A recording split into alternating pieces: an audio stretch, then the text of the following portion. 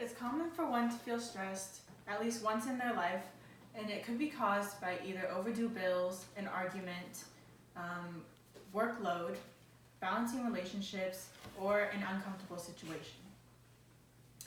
Stress is a main product of life, which begs the question, why is the relief of it not a main priority?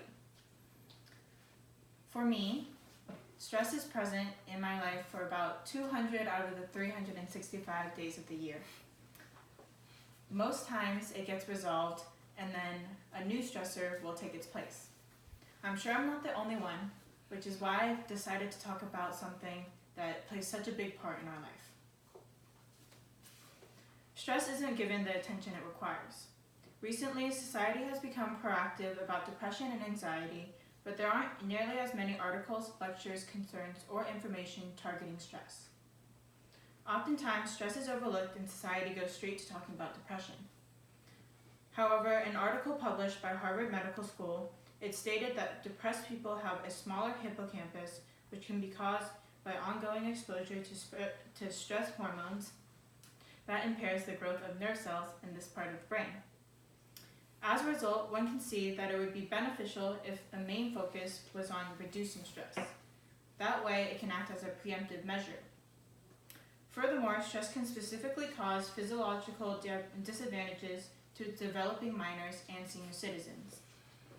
L. Eland, a scientist for Columbia University, mentions in a journal called Neuroscience that stressors increase psychological morbidities such as anxiety and depression in adolescents. For elders, Nicholas J. Justice, a biologist published in the U.S. National Library of Medicine, explains that stress exacerbates Alzheimer's disease symptoms and drives disease progression. In addition to one's mentality, disregarding stress can have negative effects on one's hormones and physical being.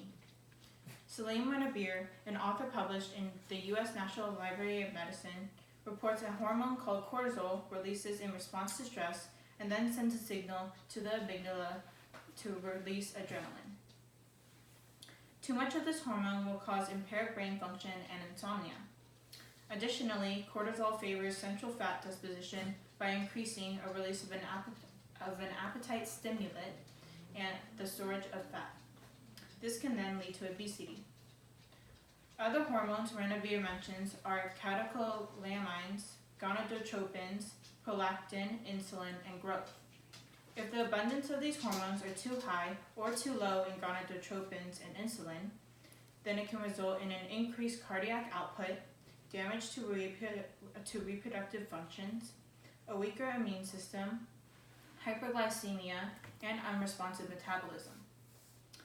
Along with these unfavorable reactions, one might experience physical pain in the form of headaches, stomach aches, heartburn, and tense muscles. The ramifications of stress don't stop there. It can then affect other aspects of one's life. When a person struggles with an imbalance of hormones, their behavior tends to change. Speaking from experience, they may be more aggressive, reclusive, irritable, or emotional. This can then affect their relationships, work ethic, and self-perception. Once stress impairs life satisfaction to a certain extent, it then leads to mental distress. Stress can be detrimental to anyone in several different ways, which is why I implore society to see it as an important topic to acknowledge and to work to reduce. A general but impactful solution to prioritize the relief of stress is by being more aware. By recognizing a peer's change in body language and behavior from the mannerisms, one can act accordingly. Oftentimes, stress is a taboo topic, as most reasons for it come from things one can't control. Nevertheless, even if you don't have an answer to their worries, an alternative option is to listen.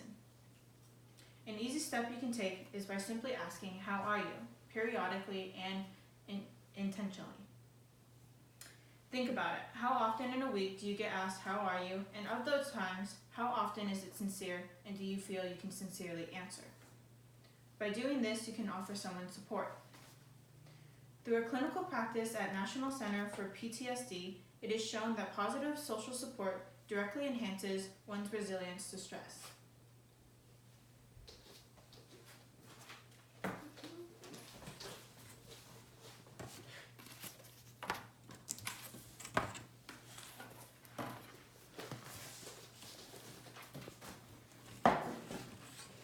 Additionally, this visual aid, provided by the largest scientific organization of psychologists, called the American Psychological Association, shows the difference emotional support can make. Most of these results show that those who have emotional support also have a better quality of life by half of the amount reported by those who don't have emotional support.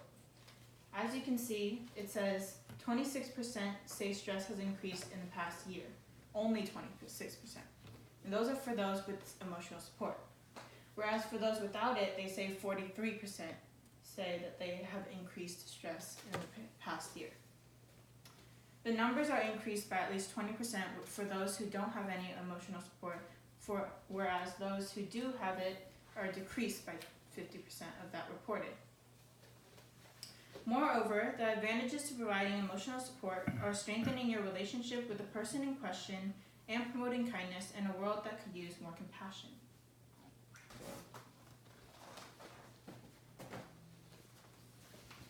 In the same way that we care about being more educated, making money, and staying alive, we should be equally as worried about reducing stress. Stress is bound to happen in life, and it can cause psychological, hormonal, and physical health issues. In conclusion, isn't the possibility of preventing these health issues worth it to say those 3 mere words, how are you? Thank you.